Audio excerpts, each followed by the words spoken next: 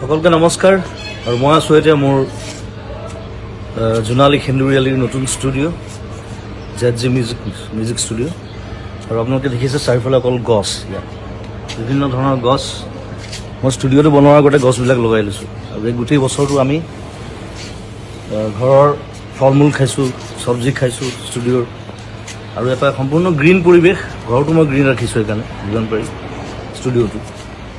আৰু সম্প্ৰতি এটা হুলস্থুল এটা চলি আছে গছ কটাক লৈ। বিভিন্ন জেগাত দেখিছোঁ ডাঙৰ ডাঙৰ গছ কাটি দিবলগীয়া হৈছে, ৰাস্তা বনিছে, তাত কিবা বেলেগ বস্তু বনিছে।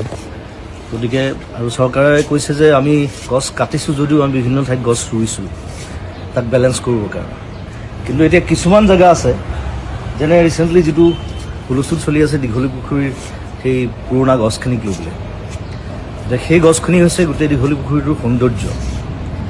এতিয়া সেইখিনি গছ কাটি যদি বেলেগ জেগাত গছ ৰুৱেও সেই দীঘলী পুখুৰীৰ সৌন্দৰ্যটো ঘূৰি আহিবনে, এইটো এটা ডাঙৰ প্ৰশ্ন। ৰিচেণ্টলি দেখিলোঁ আগৰতলাত পুৰণা গছ নাকাটিবৰ কাৰণে ফ্লাইঅভাৰৰ পেটাৰ্ণ সলনি কৰা হৈছে। গতিকে সেইটো বস্তু আমাৰ ইয়াতো সম্ভৱ মই ভাবোঁ।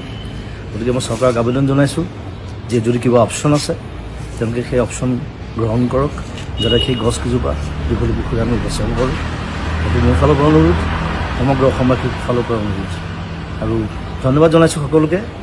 আৰু এই যিটো আমাৰ বিপ্লৱ চলিছে গছ সংৰক্ষণ, গছ বচোৱাৰ, তাত সকলোৱে সহযোগ কৰক। ধন্যবাদ, থেংক ইউ, বাই বাই।